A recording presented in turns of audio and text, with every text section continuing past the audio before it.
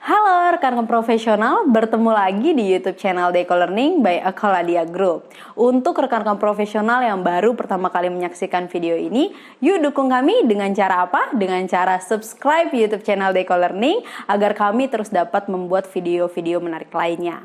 Selamat menyaksikan video ini ya. Halo rekan-rekan profesional, selamat datang kembali di Dynamic Talk by Deco Learning Akaladia Group.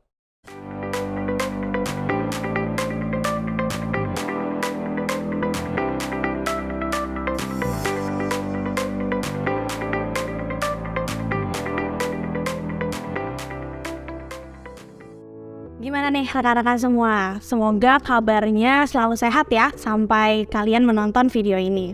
Perkenalkan, saya Poppy yang akan membawakan sesi Dynamic Talk pada sesi kali ini. Nah, bagi rekan-rekan yang sering terlibat di project, pasti sudah tidak asing ya dengan kata OKR. Tapi sebenarnya apakah kita sudah paham betul tentang cara kerja OKR ini? Dan sebenarnya bagaimana ya cara mengimplementasikan cara kerja OKR ini? Sudah terhubung bersama saya, praktisi yang sudah lama berkecimpung di dunia project management, yaitu Bapak Boyke Alexander Paulus PMP. Halo Bapak, gimana kabarnya nih Pak? Baik. Alhamdulillah. Bapak udah siap belum Pak buat sharing-sharing nih sama saya dan rekan-rekan profesional yang ada di YouTube? Ya, mudah-mudahan apa yang saya sampaikan bisa bermanfaat. Amin, oke. Mungkin rekan-rekan profesional nih baru menyaksikan video ini ya. Jadi Bapak boleh dong Pak ceritakan dulu nih background Bapak, terus juga project-project yang sudah pernah Bapak lakukan sebelumnya Pak. Oke, saya praktisi di project management. Saya sudah tekuni sekitar hampir 16 tahun terakhir ya sebagai profesional. Tapi 15 tahun sebelum itu saya bekerja. Jadi sekarang saya 31 tahun bekerja sudah. Dan saya berkecimpung di dunia project itu mulai dari awal karir saya, tapi macam-macam ya, mulai dari dunia ICT sampai masuk ke other industri kayak konstruksi, oil and gas, masuk ke power plant dan sebagainya, engineering. Jadi sejak masuk ke area project management, ke banyak area praktis yang saya masuki dengan profesi sebagai project. Berarti sudah tidak asing lagi ya Pak dengan penggunaan OKR ya Pak ya di kehidupan Bapak seharian. Oke, baik, ini karena relate banget juga nih Pak dengan tema yang akan kita bicarakan hari ini gitu ya. Jadi saya mau bertanya Pak, pertanyaan pertama nih Pak. Nah, untuk OKR ini sebenarnya detailnya tuh gimana ya Pak maksudnya, dan juga bagaimana hubungannya dengan si OKR ini dengan project management Pak? Oke, jadi kalau kita ngomong OKR sebenarnya itu adalah sebuah terminologi ya. OKR itu sendiri mungkin untuk rekan-rekan yang baru paham adalah Objective and Key Result ya. Betul. Jadi bagaimana cara sebenarnya kalau kita lihat dari katanya aja sih simpel ya. Bahwa ini adalah sebuah mekanisme dalam kita membuat sebuah goal setting baik terhadap activity itu bisa activity personal, activity di organisasi, activity di bisnis. Kita gunakan adalah mekanisme yang digunakan untuk membuat sebuah kriteria dalam membuat goal daripada aktivitas. Itu basically secara penjelasan tentang OKR. Oke, berarti dia tuh luas banget ya Pak, bisa digunakan di beberapa project, bahkan sampai komunitas pun juga bisa gitu. Iya, jadi banyak sekali kegunaannya, bukan hanya untuk di bisnis, tapi juga bisa digunakan untuk non bisnis. Contohnya kita bikin personal activity, kita mau bikin target, kita bisa menggunakan ini. Apalagi di project gitu ya. Ini kalau kita ngomong project, justru salah satu approach yang banyak digunakan belakangan ini adalah pakai OKR dibandingkan kalau zaman dulu pakai KPI sistem ya. Jadi ini adalah satu hal yang cukup pendekatan yang cukup baik karena menurut saya lebih gampang kita menggunakannya dibandingkan ketika kita menggunakan Jadi sebenarnya ada alternatif lain dalam kita membuat goal setting dalam sebuah project. Oke, siap. Nah, lanjut nih Pak ke pertanyaan selanjutnya. Sebenarnya bagaimana sih Pak cara menentukan tujuan dan key result untuk sebuah project dengan menggunakan OKR ini Pak? Oke, basically kalau kita ngomong objektif project ya, spesifik untuk project ya, spesifik untuk project kita tetap menggunakan standar objektifnya project, which is ada 4 kriteria biasanya ya, scope-nya, Kita lihat dari objektif scope-nya, kemudian dilihat dari sisi timeliness-nya, kemudian dilihat dari sisi budget-nya, kemudian dari sisi quality ya.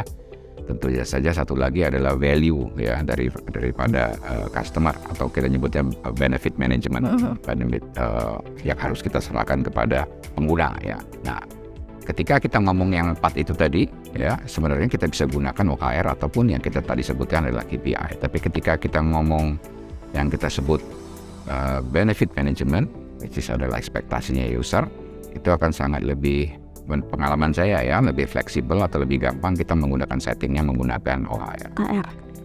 Oke. Nah, sebenarnya OKR ini tuh Pak, apakah hanya bisa digunakan untuk mengukur atau mengelola proyek yang akan berjalan, atau bisa untuk proyek yang jangka panjang gitu Pak? Oke. Kalau kita kalau kita balik lagi tentang goal setting ya, goal setting tentunya goal setting bisa digunakan untuk semua situasi. Apakah kita gunakan jangka panjang? Tentunya kalau kita ngomong jangka panjang, dia akan dibagi menjadi struktur yang menggunakan struktur. Jadi mulai dari yang level strateginya, level pengelolaannya, dan level tactical activity-nya. Ya, jadi sebenarnya kalau kita ngomong OKR bisa diturunkan dalam struktur. Jadi kalau kita ngomong long term, it's okay. Kita ngomong medium term, untuk goal setting bisa, ataupun untuk short term juga oke. Oke. Karena semuanya link. Karena dia lebih fleksibel ya Pak ya, goal setting Iya. itu ya Pak ya. Oke. Nah, untuk memastikannya sendiri nih Pak, objektif dan key result yang dapat dicapai dan sejalan ini gimana sih Pak caranya Pak? Karena mungkin banyak orang yang udah pernah menggunakan OKR tapi belum bisa nih memastikan jalannya si OKR ini dengan baik gitu Pak. Oke. Kalau kita kalau kita ngomong bagaimana kita mendefinisinya, tentunya kita berdasarkan apa yang kita bisa capai. Kembali lagi kalau tadi kita ngomong project, tentunya 4. Kalau project lebih gampang ya, karena itu settingnya project itu objektifnya ada 4 plus 1 lagi benefit ya kita ngomong. Nah, sebenarnya yang menjadi concern itu adalah bagaimana waktu kita bikin ukurannya, karena ukurannya nanti apakah itu relevan atau enggak dengan konteksnya, atau kita ngomong dalam hal ini objektifnya ya, konteks dan objektif. Nah, itu harus digunakan persis sama mekanismenya waktu kita bikin SMART ya, specific, measurable, dan seterusnya. Itu kita bisa gunakan itu untuk menentukan membuat sebuah OKR, sistem OKR.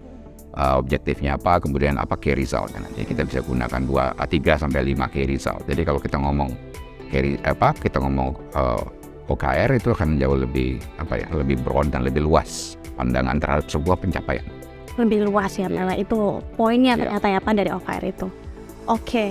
Nah, Pak, peran tim dari project itu sendiri gitu ya Pak, agar bisa sejalan dengan OKR ini Pak. Itu gimana tuh Pak caranya dari sepengalamannya Bapak?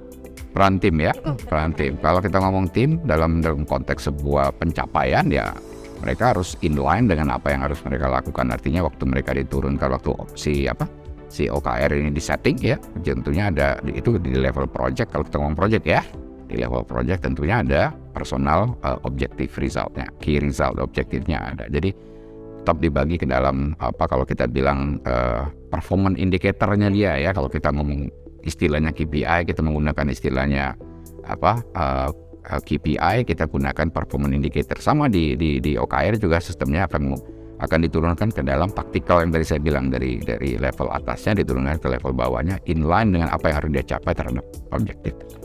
Oh, harus tetap inline ya Pak? Iya, kalau inline dia nanti kemana-mana. Komunikasi juga penting berarti ya Pak? Sangat penting. Oke. Nih Pak, tadi kan kalau misalkan ada beberapa objektif yang ingin dicapai gitu ya, nah itu cara mengatur prioritasnya itu gimana Pak untuk prioritasi OKR ini Pak? Oke. Kalau sistem prioritasi ya balik lagi tentunya ada mekanisme, kita harus melakukan selection ya, selection apa yang menjadi paling kritikal. Kalau kita ngomong di level project yang di level corporate kita ngomong ya, kita akan ngomong tentang portfolio management. Tentunya portfolio management yang akan berinteraksi dengan hal tersebut. Bagaimana menentukan prioritas daripada project yang inline dengan KPI tentunya. Sama seperti ketika kita ngomong layer bawahnya, kita ngomong program yang mana yang menjadi concern duluan, dan juga di layer project atau di activity di dalam project itu hubungannya adalah key yang kita akan capai. Jadi semua aktivitas yang berkontribusi terhadap objektif dan key-nya itu yang menjadi prioritas bagaimana kita. Oke, berarti harus ada kunci dari setiap OKR. Ya, kalau kita ngomong OKR kan pasti ada satu objektif dan ada 3 sampai 5 key result gitu ya. Nah, semua aktivitas yang berdampak langsung kepada si objektif dan key result ini itu biasanya yang menjadi prioritas utama dalam pelaksanaan. Oke. Wah, menarik banget nih ya rekan-rekan profesional nih obrolan saya dengan Pak Boyke. Tapi sebelum kita ke pertanyaan lebih lanjut, saya mau mengingatkan nih kepada rekan-rekan profesional yang sedang menonton gitu ya. Yang belum subscribe, silahkan subscribe dulu YouTube channel Deko Learning dan jangan lupa klik tombol subscribe-nya di bawah dan klik tombol loncengnya biar dapat notifikasi dari kita kalau misalkan kita upload video baru gitu ya. Nah, kembali nih Pak ke pertanyaan selanjutnya. Nih, bagaimana Pak cara memastikan OKR kita nih tetap relevan sepanjang siklus proyek yang mungkin panjang gitu ya Pak ya? Biasanya kan proyek ada yang lama juga ya Pak. Nah, itu penting gak sih Pak untuk diperhatikan Pak untuk yang seperti itu? Oh pasti ya, karena kalau memang dia sudah nggak relevan artinya apa yang kita setting atau apa yang kita kerjakan sudah tidak lagi memberikan memberikan hasil atau value yang diharapkan ya. Jadi evaluasi terhadap yang namanya OKR tetap dilakukan. Kalau di project mungkin karena dia termnya short term, biasanya project yang short term tidak terlalu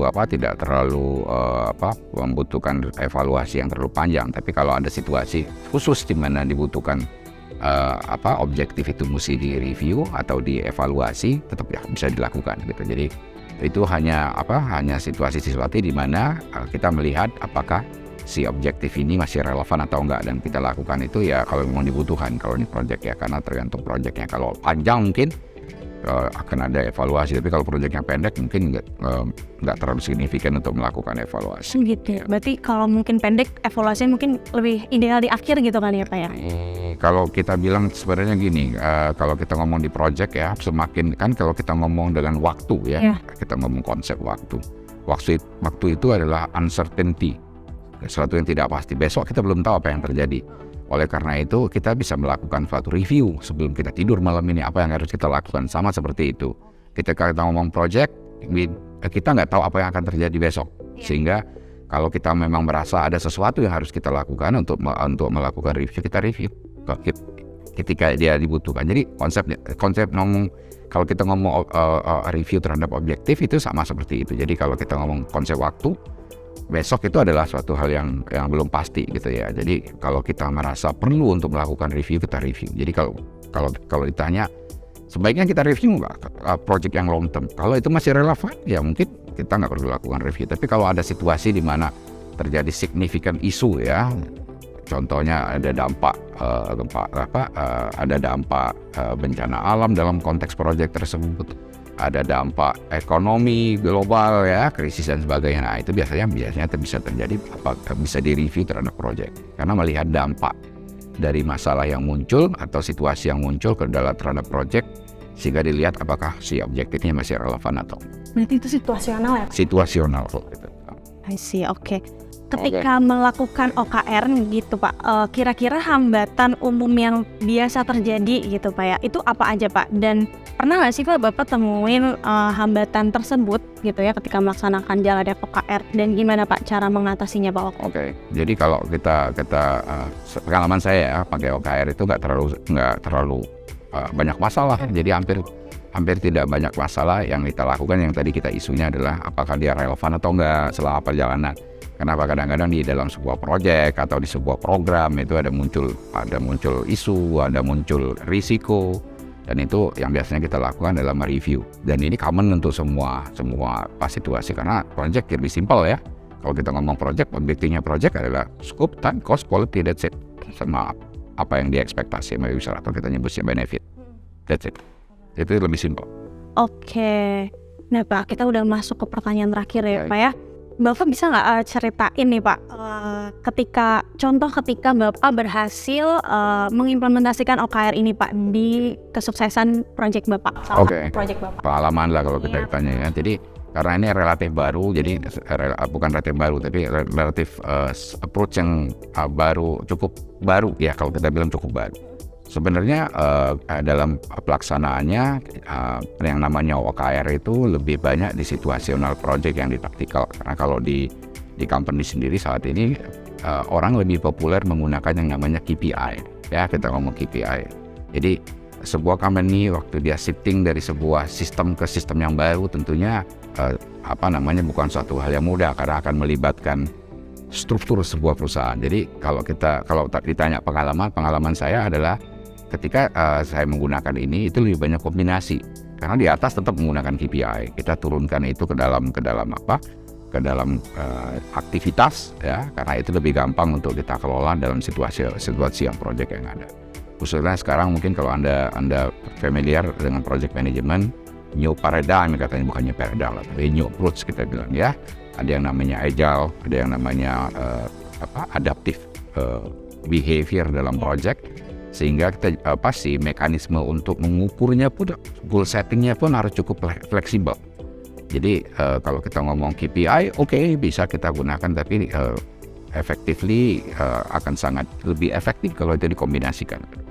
Itu pengalaman saya. Jadi baik di dalam bisnis ataupun di project, biasanya saat ini masih banyak yang kita masih menggunakan kombinasi. Banyak kombinasi. Iya. Oke, menarik banget nih perbincangan kali ini ya Pak. Tapi sayangnya tadi adalah pertanyaan terakhir Pak untuk sesi video hari ini gitu ya. Terima kasih Pak sudah meluangkan waktunya untuk sharing pengalaman OKR nih sama saya dan juga bersama rekan-rekan profesional yang sedang menonton YouTube kita pada hari ini. Semoga perbincangan kali ini dapat bermanfaat untuk kita semua gitu ya yang menonton, baik saya juga gitu ya. Bagi rekan-rekan profesional lainnya jangan lupa subscribe dan klik tombol lonceng agar dapat notifikasi dari setiap video yang kita upload. Segitu dulu dari kami, terima kasih sudah menonton video kali ini. Stay safe and stay healthy. Bye-bye. Halo rekan-rekan profesional, jika Anda menyukai video ini, yuk dukung kami dengan cara subscribe, like, and share video ini. Nah, untuk rekan-rekan profesional juga yang ingin memberikan masukan ataupun saran, langsung saja tulis di kolom komentar di bawah ini. Semoga video ini bermanfaat ya untuk rekan-rekan profesional. Sampai jumpa kembali di video Dynamic Talk berikutnya.